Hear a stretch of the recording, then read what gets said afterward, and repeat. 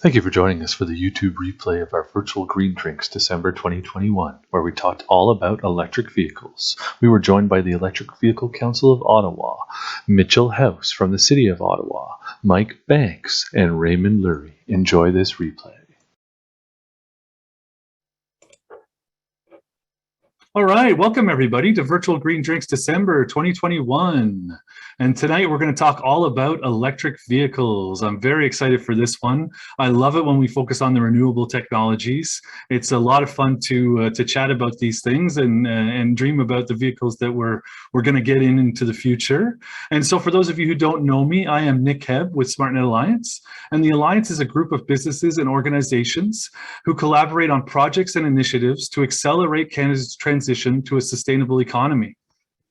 So for more information about SNA, please consult our website, and I'll share that into chat. Make sure you follow us on social media and check out our member pages as well. We've got a few new members come on board, and we've got some amazing existing members working in a lot of the renewable technology spaces like heat pumps, passive homes, battery technology, renovations. There's a wide gamut of members, so make sure you check that out if you are looking at planning your sustainable project. So tonight we talk electric vehicles with the Electric Vehicle Council of Ottawa, and I'm so happy to have these guys back and for another edition. It's always a great event when they make it out and talk electric vehicles. We know we've got lots of questions out there. Leading off is going to be Mitchell House from the City of Ottawa. He's going to talk a bit about Ottawa's charging infrastructure and charging in general, so that'll be a great session. After that, we've got Raymond Lurie, and he's going to be doing myth busting. What are all those myths out there about EVs? We'll bust some of those and talk a bit about that. And then last but not least, we've got Mike Banks, and he's going to talk makes and models and all the exciting stuff going on there. We know that there's some great models coming out. We've got Rivian, we've got the Ford F-150. We've got some great exciting EVs coming down the pipe to look forward to. So Mike will detail all that and more. Remember, if you do have questions for each of the presenter, share them into chat. I'll quarterback them over after each presentation.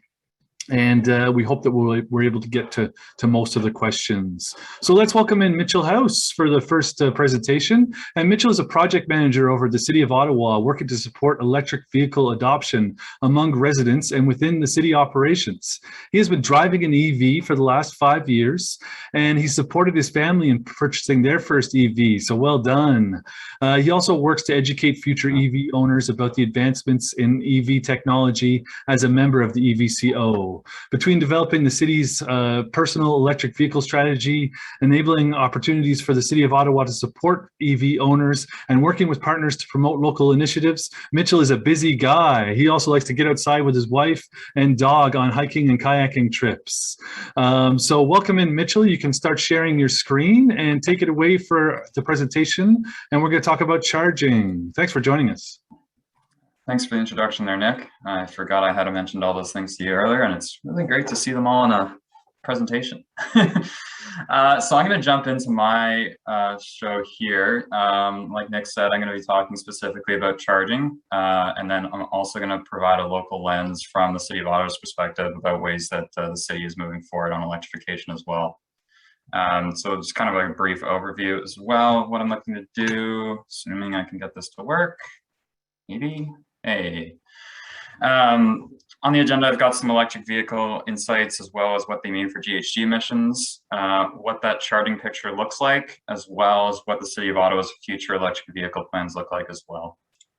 So on a general scale here, we've got the community emissions on the left and the corporate emissions on the right, and below we've got the goals in emission reductions for each of those years you see.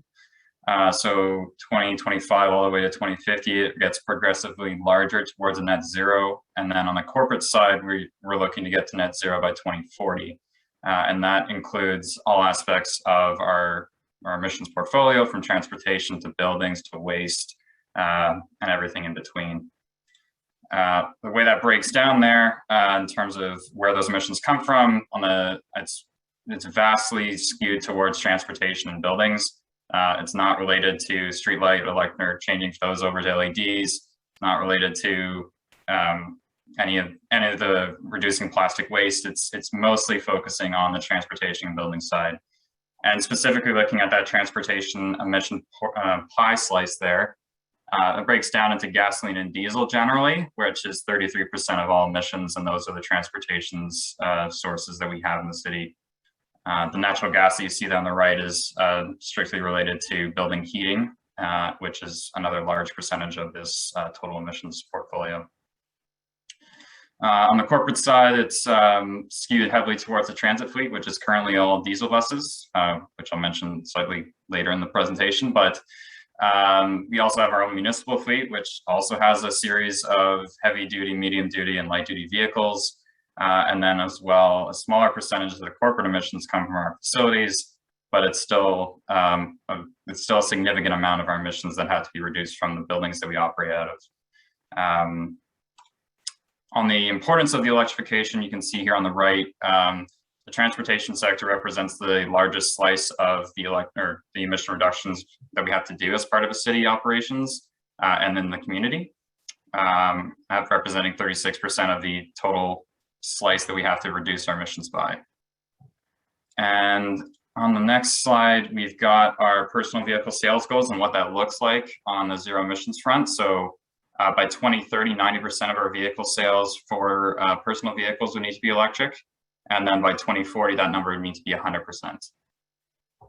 These kind of sales goals are kind of in line with where other municipalities are at. Say, City of Vancouver, City of Toronto, City of Montreal, all have similar goals in terms of reducing their gasoline vehicle sales and getting as many people as possible into an electric vehicle by these dates.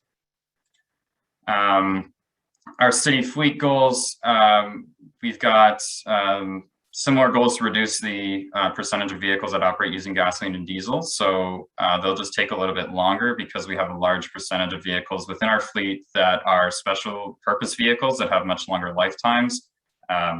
Those would be things like our snowplows, our fire trucks, sort of those heavier duty vehicles that are purpose built.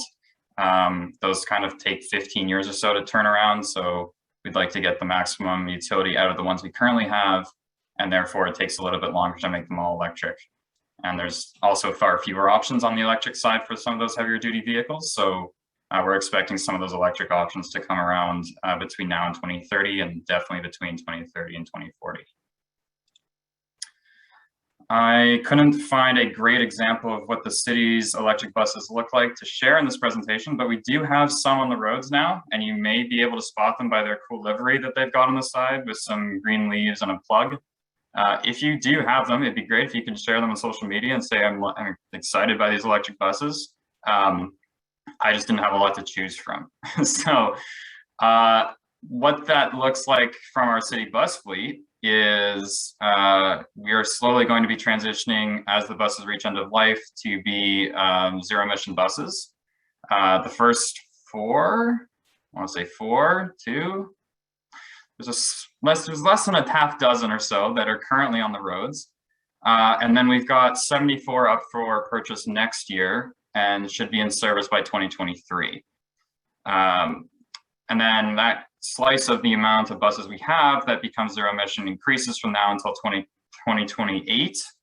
And then it becomes a little bit stagnant as a whole set of buses kind of reach their end of life. That number starts to go down a little bit further past 2031, all the way to a zero emission bus fleet by 2036. So that's the timeline that's associated with the city's bus fleet transition. And we've also identified the top 5 actions to reduce GHG emissions across the corporation as well as in the community. And the top one on that list is the electrification of personal vehicles. There's also one of those top 5 is the transition to zero emission commercial fleets, which is another large contributor to our emissions. And basically the electrification of transportation covers those two of the top 5 on this list that are here. And the benefits of electrification don't necessarily rely strictly on the economics for your personal checking account.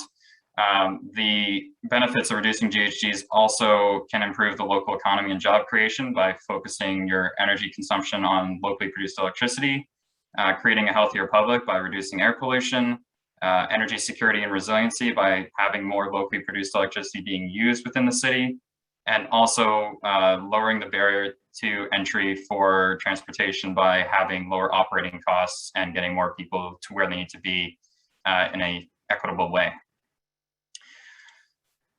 So that's everything to cover why electrification is important. And I'm going to speak now to what electric vehicle charging looks like. So the general gist of it, these kinds of things don't apply necessarily to gasoline vehicles, which is why I've included it here. But in case you didn't know, you can charge your vehicle at home, where currently that's where 80% of EV owners charge is at home, or at least on a daily basis.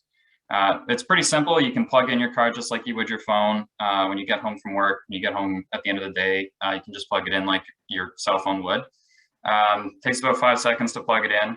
It's not particularly challenging. The vehicle that's shown in the garage here is the Chevy Volt, which is a very popular vehicle. You can see on the front left side there, that's where the charging port is. And the guy's carrying the charger to put it into that slot, and you can just walk away after that. You can mostly just do this overnight while you sleep. So if the car's going to be outside anyways, having it plugged in and charging overnight is the best time to have it be charging.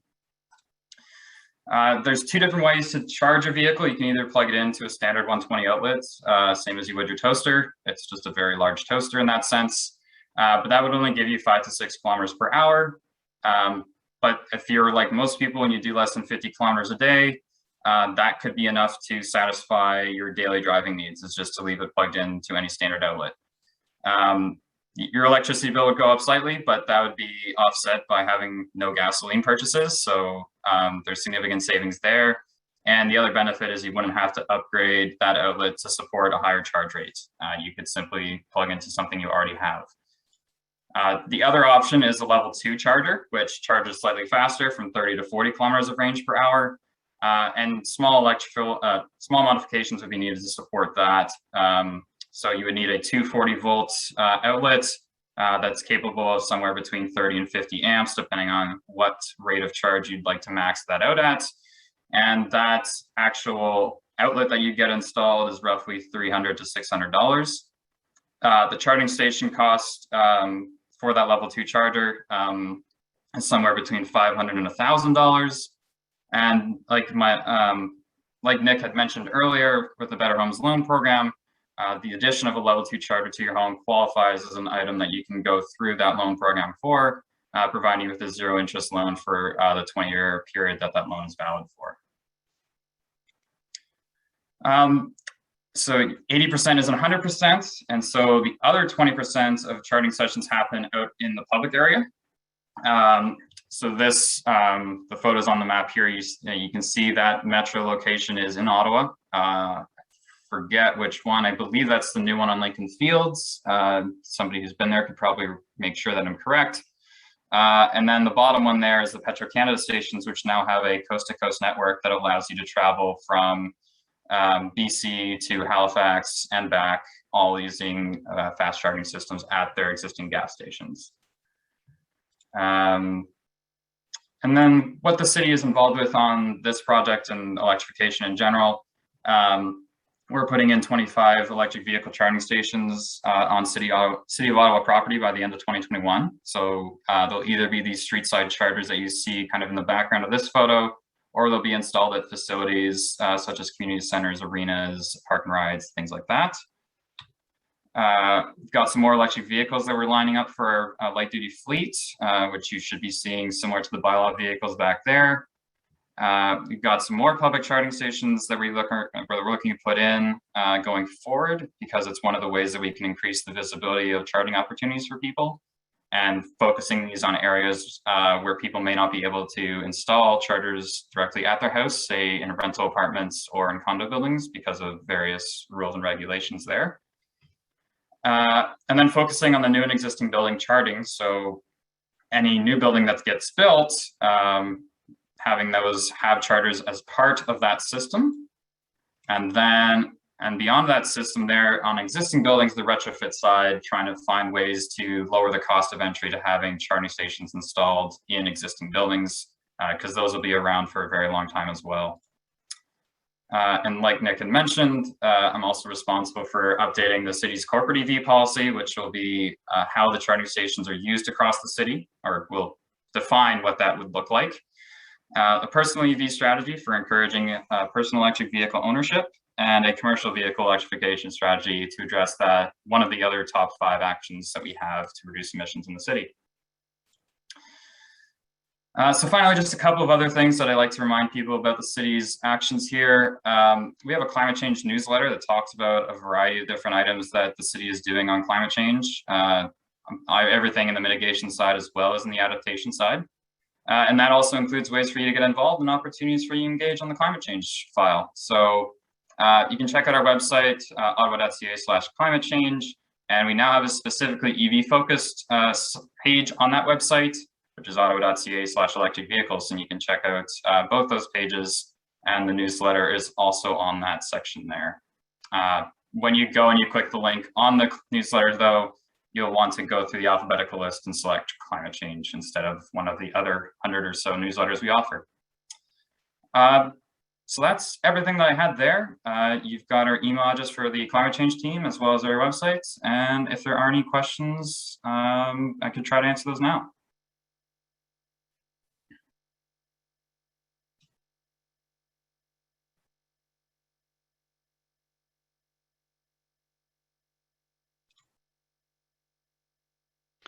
Nick, we can't hear you. Oh, sorry about that, everybody. There we go. Back off mute. It's the 2021. Everybody's on mute, right? So that's great. Sorry about that, everybody. So Mitchell, there's a few questions right now. I just want to throw out a couple too from that I sort of had during your presentation. What is the city recommending for folks that live in condos and MURBs? Are they sort of saying wait for a program coming out, or do your charging elsewhere? Is there sort of recommendations for folks that maybe can't install chargers at home? What are folks? What is the city saying around that? Yeah, so the city doesn't have a specific program designed to support condos and rental buildings, but recognizing that we do have those barriers to entry to get chargers in those locations, we're working on that as part of the personal electric vehicle strategy. We also have identified Hydro Ottawa as a partner in this, and they offer on their website the opportunity, if you were interested in getting an EV charger installed at a condo or rental apartment property, they will offer you a up to 50% or $5,000, whichever one is lower, to help support the installation of a charging station at those properties. And so that website and the link to that is actually in our most recent climate change newsletter, I believe. But otherwise, you can Google search Hydro Ottawa EV charging rebate, and you should be able to come up with the information on that. Yeah, and I shared that into chat there, that link for everybody as well. So just save the chat there, everybody, and you can take a look at that that link. So let's start with the audience questions here. Andrea Roper's wondering, will CRA consider workplace on-site free charging as an employee taxable benefit? CRA does this for parking. So do you have any idea of that? I don't work for the CRA, but I can try to provide some context. Could be a tricky one, yeah, I know, but yeah, that's a good question for sure. Yeah, so I mean, the CRA, the way I understand it, if you have a vehicle that you're using for business purposes and you have an EV with that, you can still qualify for the reduction on your taxes as a result of your vehicle use, which I believe is per kilometer. And that rebate actually works out better for an EV because the current rate accounts for gasoline costs, which the EV obviously doesn't have outside of electricity. So that's something you could consider for that. Otherwise, in terms of expenses that go towards your vehicle, like you can also cover the maintenance side as well as any repairs that need to be done to your vehicle in your kind of tax filings. EVs don't necessarily have as many maintenance concerns, but you could include those with that as well. And in terms of charging your vehicle, since it's technically fuel, you could include that as a vehicle expense as well, to my understanding. I am not an accountant, so don't take this as personal accounting information, but if it's to power your vehicle, it's a fuel, and therefore it can also be used as an expense on your taxes, to my understanding. I actually had my vehicle used for personal use or for business purposes, and that's what I used on my taxes, and I haven't been audited yet, but they hold on to those for 12 years. So I may be audited 12 years down the line, but I'm not totally sure yet. And I'm thinking that's the way it works. Okay, great. Someone else is wondering, are imported ZEVs with AC subject to the federal extra fee tax, or are they considered exempt? They're saying they managed to get this waived when they bought their Kona EV, but the dealer was not happy about it. So have you heard about that? I guess cars with air conditioning have a bit of an extra fee or tax. As far as I know, I think the AC tax applies. Not totally sure on that one. When I bought mine, and the AC tax was applied, so. Sounds like maybe they got lucky on that one. So I guess they did some great work to get that $100 off. That's great. There you go. Amal's wondering, there used to be a discount on level 2 chargers. Is any available now? Last I heard was the rebate for this charger that I got in right before I think it was over in March of 2020. I'm not sure if there's another one in line at the moment. But that would be something that I would assume would come from a federal government as well. Yeah, there is part of the fall nothing. economic update, it would come from there. Yeah, there is nothing right now from the federal government. In Quebec, there is a rebate available if you're a Quebecer.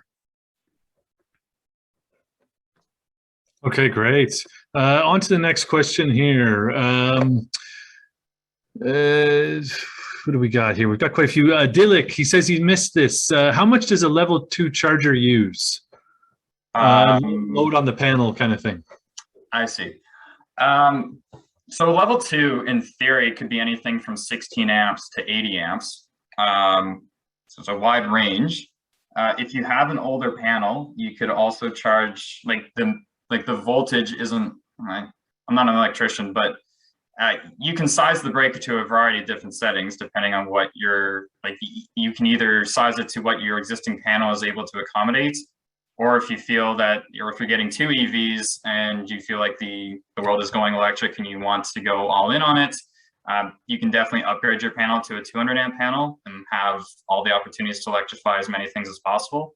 And so that would be if you were interested in heat pumps, you could get that on your 200 amp panel along with your 2 EVs and kind of size it accordingly.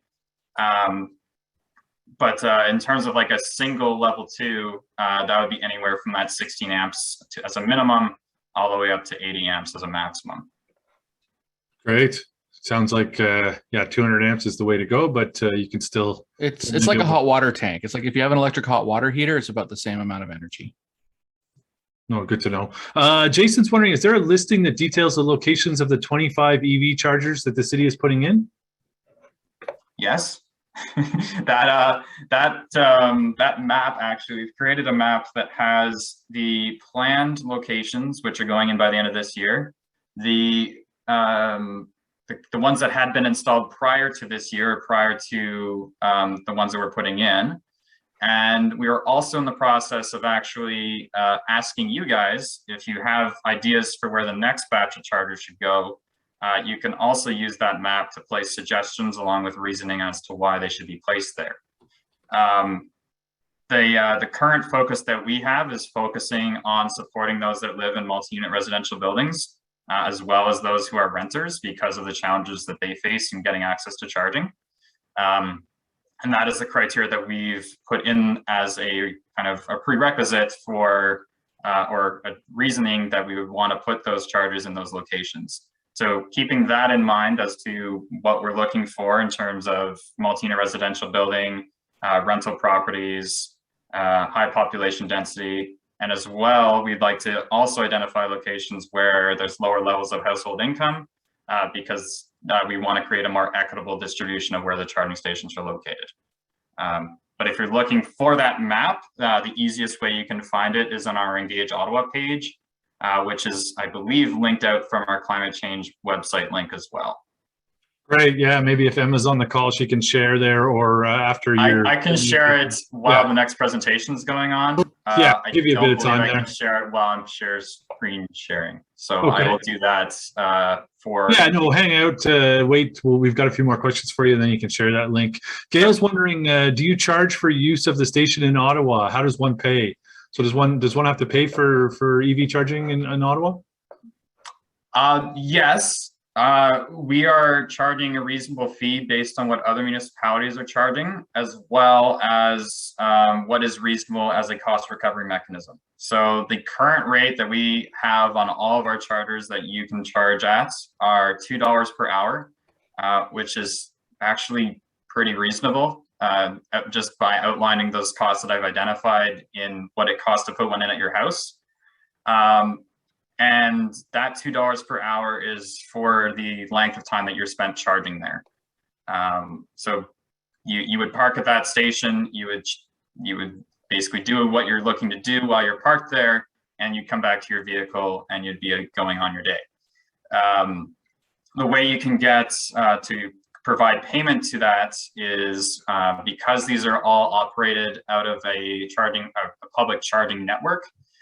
You would have to register with that public charging network first, and then provide funds similar to how you would upload funds to your Starbucks card or your Tim Hortons card, and pay either through a physical card that you can get mailed to your house, or there's an online app where you can create a user profile with the vehicle that you have, and it would only show you stations where your vehicle can charge at.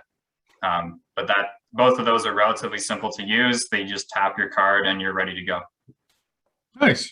So that's great. Nice info for folks that are thinking about getting into it. Cyrus had a few questions about challenges of getting the chargers on the streets. What do you look for? And any lessons learned on the first batch of EV chargers on the street there?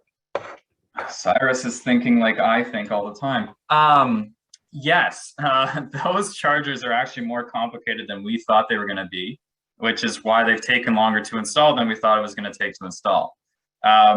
The considerations that we learned going through the first stage of this, we have to identify poles where there's actually space to run conduits up those poles to connect to the lines that run above. Some of them already have existing stuff on the poles, so there's no space to put an additional set of conduits. The other thing is whether or not they're overloaded as it stands with either the transformers that distribute power to homes on those streets, and trying to find poles that don't have those kind of considerations is also part of what our lessons learned are. And also, this isn't really a lesson learned, but there are multiple different stakeholders that need to be involved in these kinds of projects. Everything from the accessibility team to identify accessibility concerns to the right-of-way team who has to identify uses for that right-of-way and whether or not it interferes with uses for the right-of-way. We have to consider everything from a life cycle perspective, whether or not there's work planned for those streets where these are going in, because we wouldn't want to install something on a street where it's going to be torn up in a couple of years and make it unusable. The water main and infrastructure below it, there was a recent leak of there was some recent water main work that needed to be done in some of these locations, which made was more challenging to identify and make locates of where everything was. They're much more complicated than seeing the end product at the end. And so all of the lessons learned that we've done through this first set of installations here is definitely going to be part of our considerations for how the next set of charging station installations would go. Oh, that's great. So folks, I know that there's quite a few questions, generic questions about maintenance costs and whether you can charge an EV off a battery and all those types of things. We still have 2 presentations to go. So before we get into all those, we're going to go through the presentations. Mitchell, one last question on charging from Lysiane. She's wondering, will there be a few in Water Ridge, Old Rockcliffe Base? She's not seeing any info. Do you have any idea about that area? I know where that is. You're referring to that new development that's going on in the former military site just near the Aviation Museum? I believe so. Lysiane would have to put a thumbs up on that. No, I think that's what we're speaking to. I don't have any plans for that site yet. I know there's a couple of chargers around that area. The nearest one you could probably find on the map there is going to be in the New Edinburgh community. And there's actually going to be, I believe, 2 in that community, which is about, I'd say, within a 5-kilometer radius of what you're referring to. You can check out the map and see whether or not those will be in those areas, or how reasonable it is for you to make a trek out to go to one of those sites. If you're in New Edinburgh quite frequently, that would be the nearest site I would recommend. But you can also take a look at the map to see where we've already put a charging station in, as well as where people are suggesting charging stations to be placed, to make some recommendations about that going forward. Fantastic. Well, thanks so much, Mitchell. We'll get you off the hot seat. Really appreciate that presentation. Great work you're doing with the city there. Nice to see you're all over it. I think, it's nice to see that that the charging stations are growing, and definitely put a link into your site-specific page there that you were talking about. And if you feel comfortable sharing your contact info, I'm sure folks would love to get a hold of you, or maybe there's a generic info email that folks can sort of write to if they have general charging questions, or questions about the infrastructure. So thanks again, Mitchell. Really appreciate your work. Stick around. I'm sure there'll be some more questions and a few more in chat. And we're going to get into myths now. So we'll demystify some of that stuff. I know we had quite a few questions in chat there about EVs in general. So Raymond's the guy to talk about that. And Raymond Leary is retired from an IT career. He spent the last 18 years working with Microsoft, culminating in the position of principal consultant. He's always been interested in environmental issues, and that led him to purchase an EV 8 years ago and get involved with many EV owners groups, where he now occupies the position of president of the Electric Vehicle Council of Ottawa. He's also attended Al Gore's Climate Reality Project leadership, and he splits his time between advocating for EVs, talking climate change, volunteering with the Red Cross, and helping us out at SmartNet Alliance for all our EV-oriented stuff. So thanks so much, Raymond. Come on in. We're going to get answers to a lot of those questions that folks were wondering in chat, and really appreciate you joining us.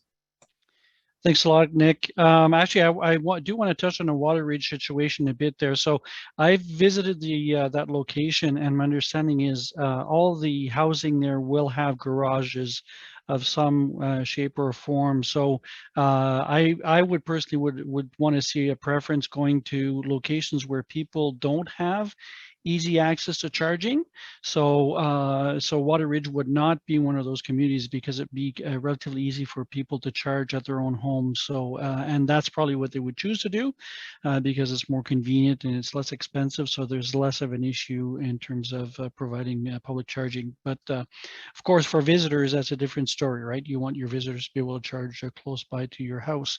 So 2 things I want to talk about today. I want to talk about EVCO briefly, just to give you some context of where we're coming from, and then we're going to go through a bunch of EV myths, and we're going to go through questions, right? So EVCO was founded in 1982, almost 40 years ago.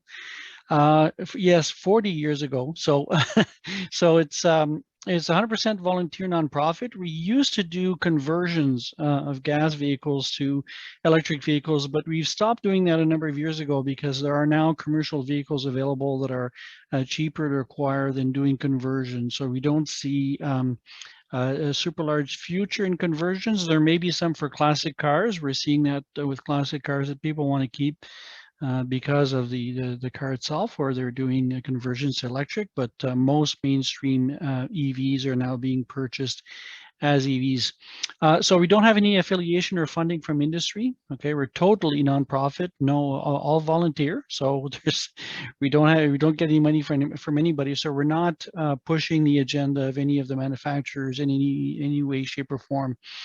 So we've developed quite a large set of subject matter expertise on EVs over the years, not just light vehicles, but also heavy duty vehicles and buses. So we are the organization that was pushing for OC Transport to transition their buses to electric buses, and we developed a bunch of expertise on that to be able to run the campaign. So we are promoting the electrification of transportation system. Really, the real underlying reason why we're doing it is for greenhouse gas emission reductions because of climate change. But the other side benefit of driving electric is there are better cars, and we'll get into that as we bust some of the myths that are out there. Okay, so let's get into the myths. So the first one is that there's not enough choice. Now, right now, what I'll tell you here, I put actually in quotes the in stock here at Ottawa dealers. This certainly was a situation before the chip shortage has impacted the availability of every single vehicle, electric or not. So there is less availability of any vehicle at this point. But that being said, you still could order the majority of those vehicles and could expect to get them within a few months. Now, that excludes the newly introduced vehicles like the NIC 5 and the EV6 from Kia, which are going to be appearing sometime in the spring. But we're seeing a lot more availability than there was before. And in our list, so we have if you look at the bottom, there's a link there. On our site, there's what we refer to as a buyer's guide. And it's got a list of all the EVs that are available in Ontario, and it's got also an estimate of how much time you would have to wait for that EV. So many of them are available. In the minivan space, the only thing available is a plug-in hybrid, which is the Chrysler Pacifica, and that's the only one that we'll talk about here. Everything else will be related to full electric, battery electric vehicles only. Okay, so if you look at what's in stock at dealers or available at relatively short term, there are sedans and SUVs of all sorts, right? And we're going to see pickup trucks later this year and next. So Rivian has started shipping some pickups. They're the first ones to do that, but we're seeing the Ford F-150 Lightning is going to be available next year, and there's actually another pickup coming on stream soon that Mike is going to talk about in his presentation. So there are quite a few choices available now. When I bought my EV, my first EV in 2013, there were about three or four different choices available. There really wasn't much, and you had to wait for a very long time to get them. It took me a year to get my first EV. So second myth is that EVs are too expensive. Yes, they are more expensive than gas vehicles. That being said, they're not all very expensive vehicles. So you can see here that the Chevy Volt starts at $38,000. I put the Chevy Volt there because if you look at our list, it is actually the least expensive available there. When you look at the price you'll pay leaving the dealer, there is a federal rebate of $5,000 that applies to many vehicles, and again, our list shows those. You see the total price, including taxes, minus rebate in green, and it shows you what you would pay for them. So quite a few choices. The average price for a vehicle in Canada is $42,000. So there are several choices that are below the average price in Canada. Okay. If you can't afford new, there are some used options. I looked on Auto Trader today across the country, and there were over 1,700 electric vehicles for sale. So there are quite a few.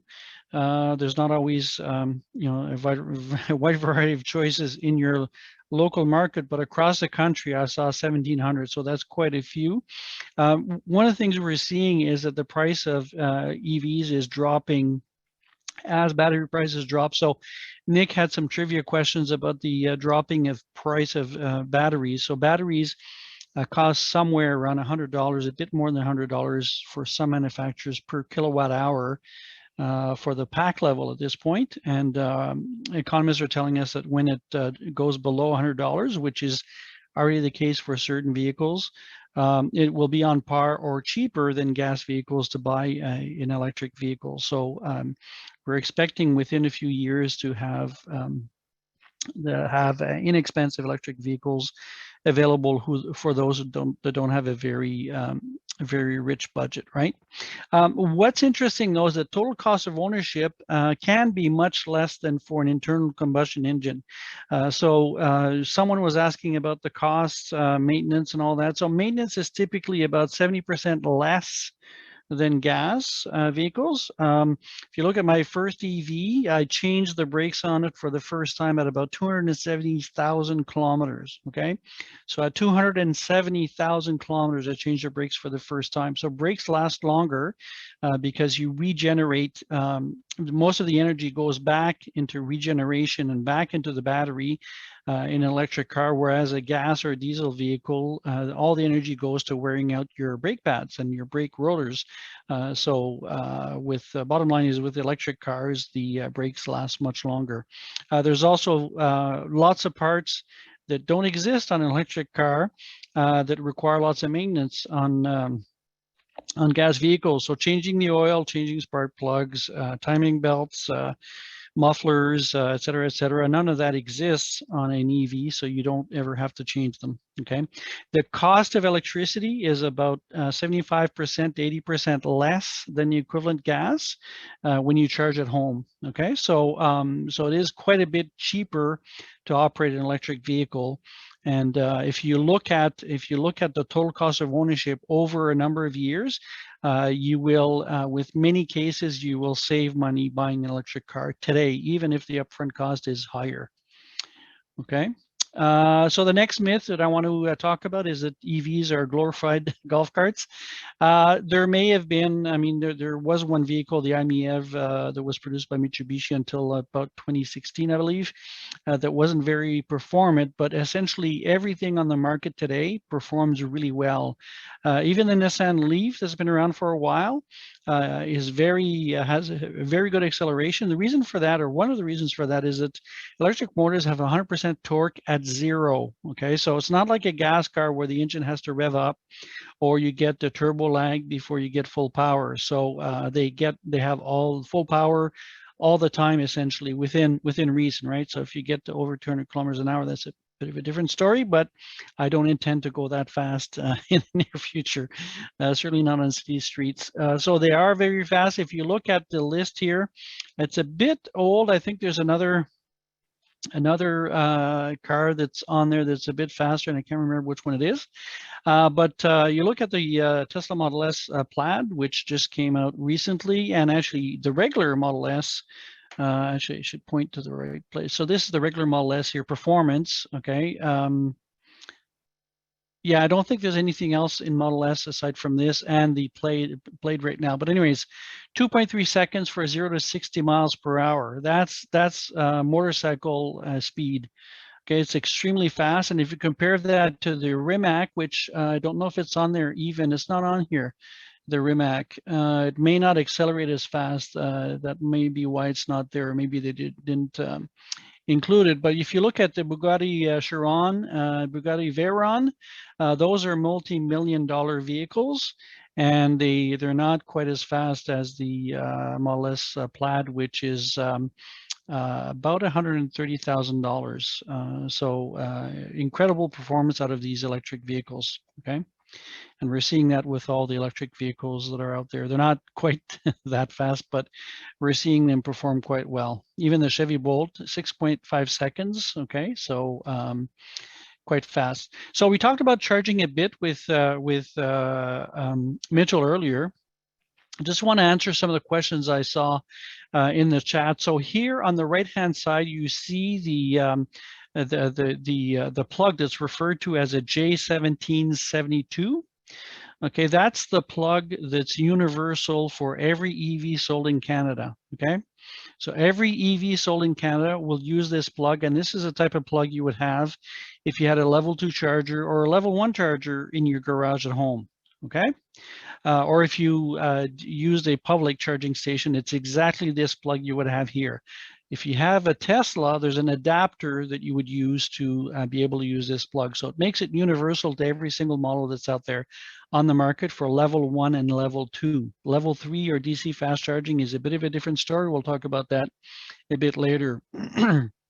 But if you look at comparing it to fueling a car, I remember Many mornings, driving to work, being in a hurry, and having to stop for fuel at -20 in the windy conditions, and freezing my butt off, waiting for the vehicle to get fueled. Right, so that doesn't happen anymore. I just plug the car when I get home. It takes 5 seconds to plug it in, 5 seconds to unplug it when I leave in the morning, and the car is full. It's always full, right? So I'm not in a situation where, excuse me, I have to run on the way somewhere to plug the to fuel the vehicle. So it's much more convenient than a gas or diesel car from that perspective. Also, one thing to note is that electricity is available everywhere. So if you go to your grandma's place where there's no charger super close to there, you could use a regular, and you see here there's a 120 volt plug. You could use that to top up your battery and get some extra range. Okay, so and we have some people at EVCO, one person in particular who's been an EV driver for about 30 years.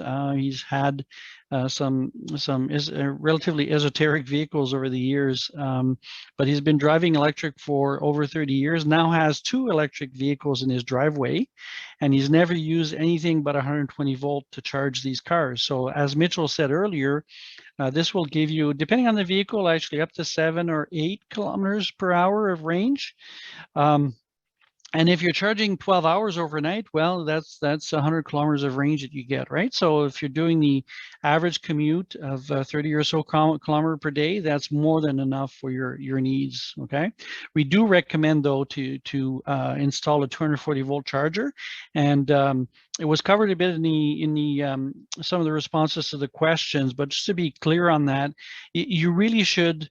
You should consult an electrician to determine what your best course of action is. A reliable electrician. In many cases, you do not have to up your service to a 200 amp panel. You may want to do that for other reasons, but there are ways to, there are devices you could use that you could share, for example, a dryer plug with your EV charger. That would that's one way of doing it without having to add capacity to your panel.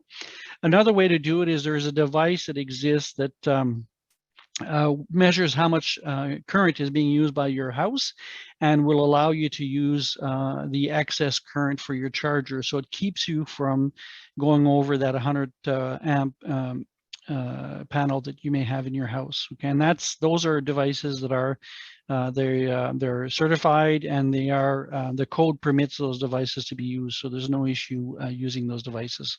But your mileage will vary because the length of the distance between your panel and your charging station is really the thing that's going to have the biggest influence on the price of adding a charger at home.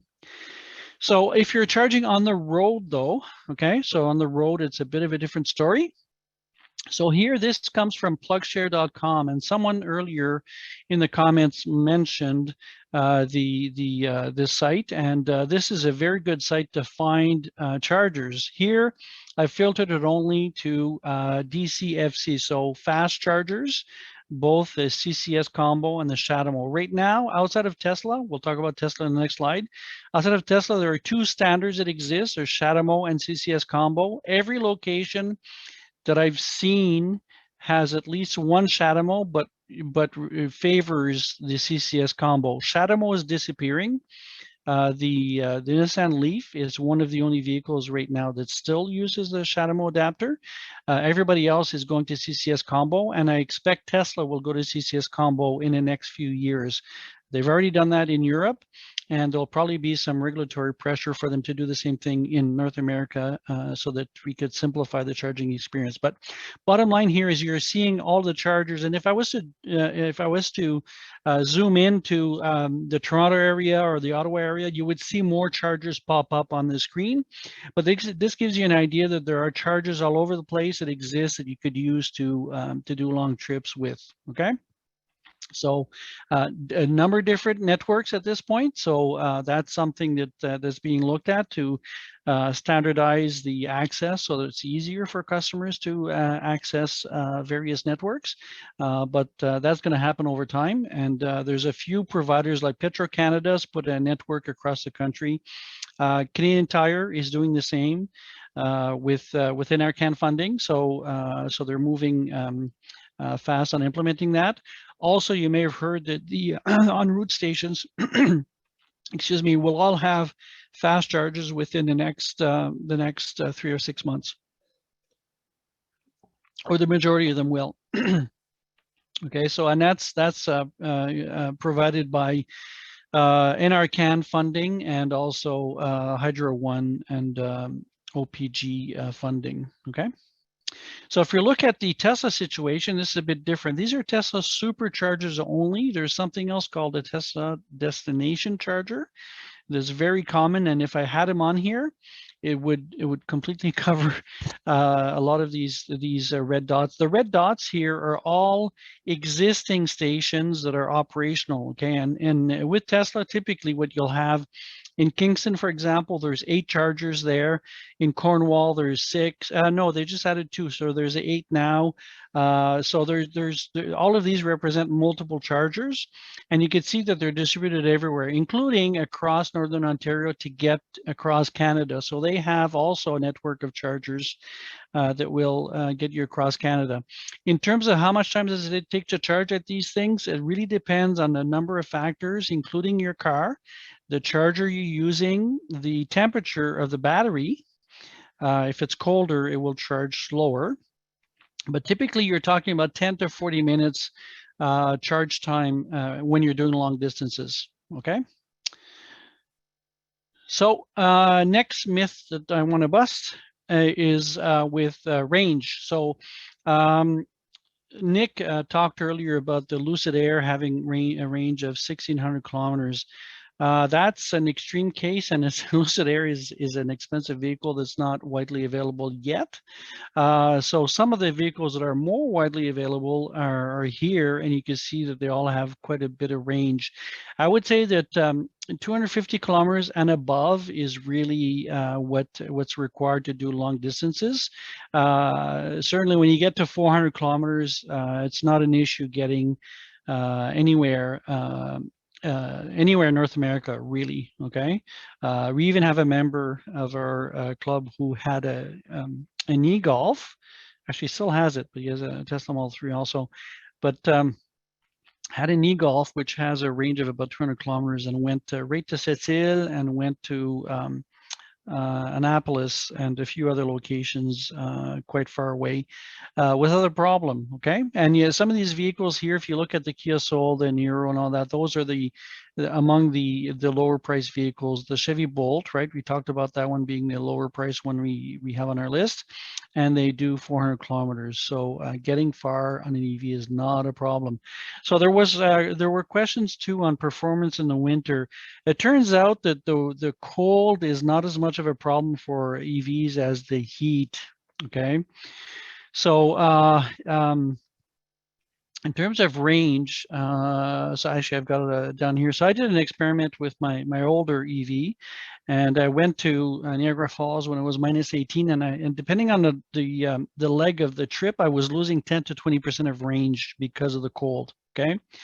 Now, one thing to be very clear about here is the bigger the battery you have, the less percentage of that battery will be used to heat the cabin. And that will make a difference on your range. So if you have a bigger battery, you lose less range than if you have a smaller battery. So if you have a small battery like Mike has with his 2012 Nissan Leaf, he could barely do 30 kilometers in the winter because it's a small battery and it's degraded quite a bit, right? And we'll talk about degradation in the next slide. But basically, if you're doing long trips, when you need a lot of range, you lose less range. If you're doing short trips, you're going to lose a lot of range for that trip because you have to heat the vehicle. You may have to heat the battery and all that for a fairly small trip. Okay, so it'll look like you're using a lot more energy for per kilometer, but in fact, if you're doing small trips, you don't need much range because by definition they're small trips, right? So this issue with winter is less of an issue than what people think. And actually, if you look at OC Transport and what they do, we're used to gas and diesel, but we're used to working with them, right? We used to have block heaters before. That's less common today. It's still common in the prairies, but not here. But OC Transport, they actually run their diesel buses, the ones that are parked outside, they run them 24 hours a day when it's really cold because they would not start if they did not run them overnight. So, you know, there are disadvantages from gas and diesel that we tend to forget about because we're used to them, right? But again, on the first point there about EVs being better than ice in winter, well, the first point is you get instant heating. So with a gas or diesel vehicle, the engine has to get warm before you get heat in the cabin. In an electric vehicle, many of them have heat pumps, but the rest use resistive heating, and the heat is almost instantaneous. Okay, you could preheat your vehicle while it's in the garage, which you can't do with a diesel or gas vehicle, right? That's dangerous because of the fumes, and they always start. Okay, we have one of our members boosted 2 vehicles when he was at his cottage a few years back. It was very cold, and his electric car started no problem, and he boosted 2 gas cars because they wouldn't start because of the cold. Okay, so they are actually better in winter. If you look at batteries, people think that batteries will need replacing. Well, in fact, that's not what we're seeing. There is one exception, and I did mention it a bit already with Mike's Nissan Leaf. The Leafs are the only cars on the market right now that do not have thermal management of the battery. So what that means is that the battery does not get heated or cooled depending on the condition of the battery, and that tends to cause degradation. Excuse me.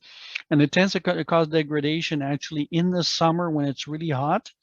You're doing long distances and fast charging repeatedly, the battery gets very hot and it will degrade. So in places like Arizona and the rest of the southern US, we're seeing very early degradation of batteries for Nissan Leafs. But for vehicles like mine, so my original electric vehicle, at 278,000 kilometers now, it still has about 87% of its capacity. Okay, which is plenty to do long distances. Okay, and we expect batteries to outlast cars. Again, the exception being the Nissan Leaf, but for the most part, we expect the batteries to outlast the cars. The batteries, once they're done being used in a car, could also be used for static storage. If even 50% of the capacity is gone, there's still a lot of capacity left that could be used for static storage for other purposes. Okay, and we expect that to occur. And after that, recycling. So we're seeing companies recycle up to 95% of the content. And ironically, it's the plastic in the battery that's the hardest to recycle. So that's where the problems come in. So that's more or less what I had to cover with MISS. And one of the things I want to mention is we have our meeting every Monday, last Monday of the month, except December, because that's a holiday time, so we don't have a meeting in December. But our next meeting will be in it says I've got the wrong date there. That's from an old presentation. The next meeting will be the last Monday of January, which I believe is the 31st.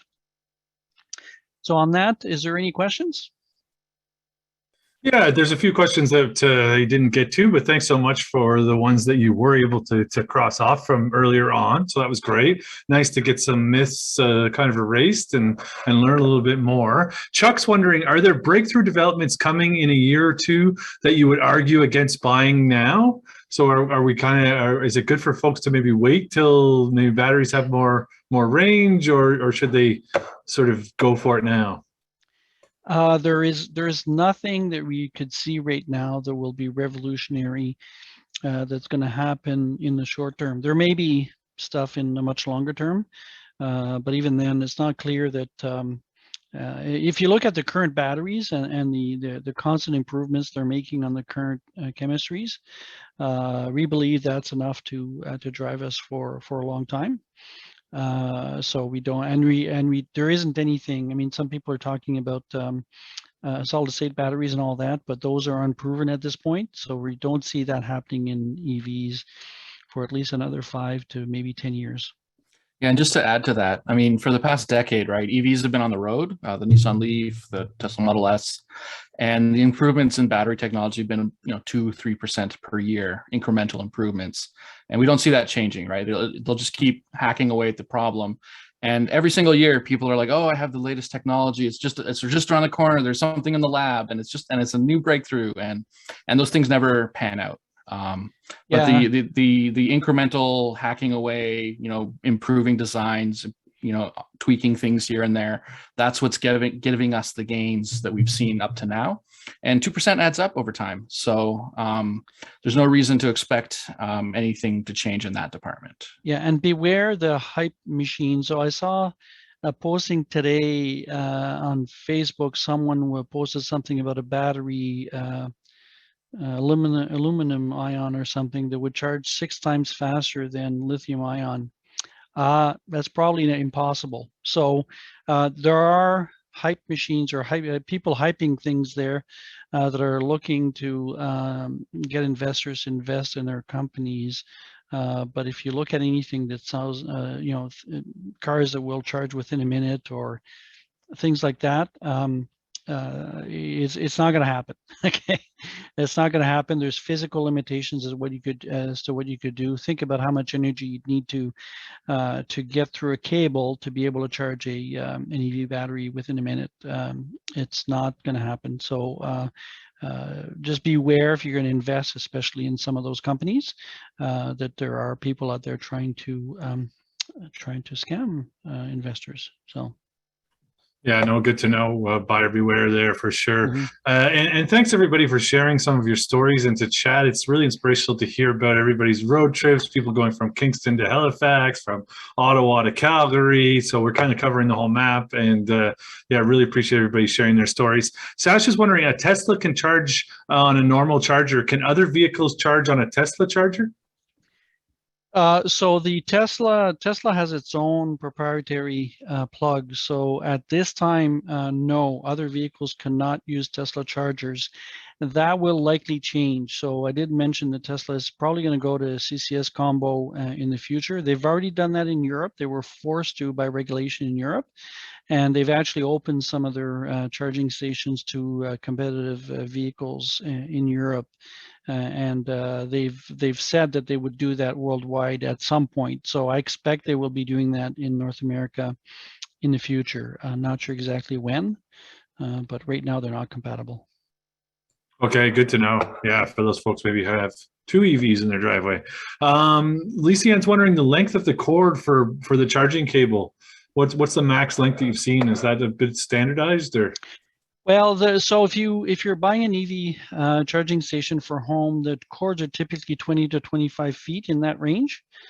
So that typically covers, if you place it in a even if it's not the ideal place in the garage, it would cover most of a typical garage, right? So it shouldn't be a problem. Daniel's wondering, does the level of charging affect the battery life?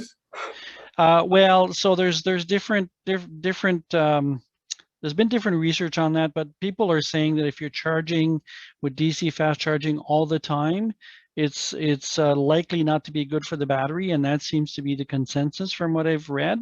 That being said, there are companies in California that have run humongous amounts of mileage on their Teslas, doing fast charging only, and haven't seen a huge amount of degradation. But Tesla itself, they will tell you that it's better to, especially not charge at 100% if you're charging fast charging all the time. Okay. Yeah, no, that's good to know. John's wondering thoughts on car to grid using his EV as a home battery. We're not there yet, but certainly there's some pilot projects there. There's a lot of projects that are being spun up to do that. Right now, I believe the only vehicle, ironically, that supports vehicle to grid that's on the market in Canada at this moment, I believe the only one is the Nissan Leaf. There may be, I think the Hyundai also does that, right, Mike? Yeah, I can speak to this. So technically, the Nissan Leaf can do vehicle to grid. However, in North America, that's not enabled. So that's a Japan only thing. But the standard does work. So in theory, you could buy a Japanese vehicle to grid thing and hook it up to your house or whatever. But I wouldn't recommend that. The main thing is the grid doesn't. It can't handle that quite yet. It's not configured for such things. But there are vehicles on the horizon, and grid operators are starting to run pilot projects and stuff to do vehicle to grid, to use your car as a home battery.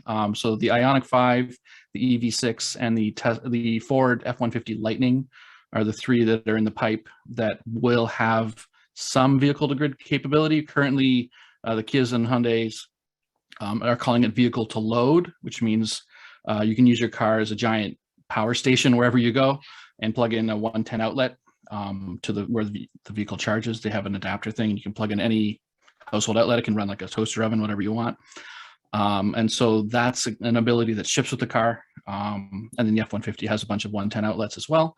But in the future, it's very conceivable that utilities like Hydro Ottawa and whatnot will start exploring the vehicle to grid capabilities of these vehicles. Yeah. So the car has to support it, and the charger has to support it. So for the F-150 Lightning, actually Ford is going to be selling a charger or a charging station, I should call it. Yeah. That will support vehicle to grid. So in some markets. Yeah. Right. It depends on your utility. Yeah. Yeah. So in terms of supporting it, but the charger will still, in terms of using it, but the charger will still support it, though, I believe. So I saw another question there about putting it outside or not. The charger absolutely can be located outside. I believe everything that's sold in Canada is weather resistant. I know that the popular models certainly are. So putting it outside is not a problem at all. That's great. Well, thanks so much, Raymond. I know you've got another meeting that you've got to get off to. So what we'll maybe do is save some of these other questions. I know Ricky's got a question about cargo vans. That's definitely going to get answered during Mike's presentation. Lynn's wondering about municipalities. Jim's wondering about lithium. Jeff's got some thoughts about hydrogen. So we'll hang on to those questions for a little bit here. Let's go through, let's run through Mike's presentation, and then we'll have some time at the end to kind of roll through any questions that are sort of left hanging. So let's bring on Mike Banks, who is has a degree in public affairs and policy management and currently works as a trade data analyst at Stats Canada. So he knows all the numbers, which is great. Mike has owned an electric vehicle since 2017, which he uses as his daily commuter vehicle, and this is a process of retrofitting his house with clean technologies. So we love to hear that, especially around the heat pumps and solar, which we've done some of our previous editions of Virtual Green Drinks, and I'll share our YouTube channel that everybody can watch those as well. His goal is to make his home net zero before 2030. So way to go, Mike. He's active in helping people transition to zero emission vehicles, having already converted most of his friends and family, and hopefully a few of you tonight. And as a board member of EVCO, he also helps to coordinate and participates in the various public outreach campaigns and events. So welcome in Mike Banks for our last presentation on makes and models. I'm excited for this one. Yeah, thanks, Nick. So tonight we've talked about charging infrastructure and all that, and Raymond covered the myth busting stuff. So hopefully everyone's keen on looking at getting a vehicle. So if you are now in the market for an EV, what's available? What's out there? So that's what I'm going to cover tonight. If I can get the slideshow working. There we go. Overview. So I'll do a brief history of EVs in Canada. I'll talk a bit about plug-in hybrid electric vehicles. I know a lot of people are a little hesitant to jump fully into electric vehicles for whatever reason, and that's fine. So we'll talk about plug-in hybrids. The current market, I'll talk about what's available, what's missing, the niches that aren't being met quite yet. And I'll give you a glimpse into the future of electric cars. And by future, I mean like the next 2-3 years. I'll talk about the federal rebate that exists. Unfortunately, the province got rid of the Ontario rebate, but maybe that'll come back. There's an election in June. Current challenges as far as dealers and charging infrastructure, and I'll just touch on that. I'll talk about some exciting things coming soon, and I'll mention the EVCO Buyer's Guide a bit more. I know that Raymond touched on it, and I'll dive into it a little bit. So a brief history of EVs. Everyone can see my screen, I hope. So I think things are good here. EVs, basically the modern era of electric vehicles took off, or it started in 2009 with the Tesla Roadster. That's the red one on the right. Now that was a toy for rich people. It was it was the first long-range, high-performance electric vehicle. Up until that point, EVs were sort of seen as glorified golf carts. They were usually slow and had short range, and people were like, well, I don't know if a battery car can even go 100 kilometers. And so Tesla set out with the Roadster to sort of disprove all of those myths all at once with one car, which they did. The Tesla Roadster could go, 400 or 500 kilometers. It could go ridiculously fast. It was super fun to drive. It was based on a Lotus frame, and it was a pretty cool car. I mean, it was expensive, but for those who could afford it, it was really popular. For those who couldn't afford a Roadster, the Nissan Leaf would be one of the first, if not the first, mass market electric car. Now, it had a bit of a shorter range. It was in the 120 kilometer range when new. Which Nissan thought, okay, well, we're going to save a bit of money with a shorter range vehicle, but that means we can offer it for less money. So these entered the market around $40,000, $45,000 new, 120 kilometer range, statistically meets everyone's needs because most people have a 40 kilometer commute. So that was triple. So for 95% of everyone's driving, that was sufficient, but living in North America and people going to cottages and stuff, obviously it was not quite enough. But anyway, that was the first kick at the can, and those were the early EVs, and more have come in the interim. So what came after? So we've got the hybrids came out 20 years ago now. I remember them coming out when I was in high school thinking, oh yeah, this is the future. And yeah, they're still around. The Prius was so cool when I was, well, actually it wasn't cool. It was never cool, but it was really neat to me because I was into clean energy even back, in the year 1999. And the Prius came out in around 2000, I remember. So there was the Prius and the Insight. Those are the two on the far right of the screen at the top. And so they've been around for 20 years. Now, unfortunately, Toyota, Honda, they haven't really pushed the technology very far since then. So the hybrids you buy today are essentially the same as what they came out with way back in 20 years ago, where it's basically a small gas motor running all the time with a small battery to sort of pick up excess energy where it can. It scavenges a little bit, and you get a bit of an increase in fuel economy and stuff. But it's okay. It was okay 20 years ago, but maybe not so much today, which is why we now have plug-in hybrids. So a plug-in hybrid is about halfway to a full electric vehicle. It has a decent sized battery. We're talking about 15 kilowatt hours, whereas an EV usually has above 40. And with that, medium sized battery, we'll call it, you can do normal driving, like daily driving. So the blue van on the left there is my Pacifica. It's my van. And that car can do 50 kilometers to a charge. And then after the battery runs out, you just run as a hybrid, just like a Prius.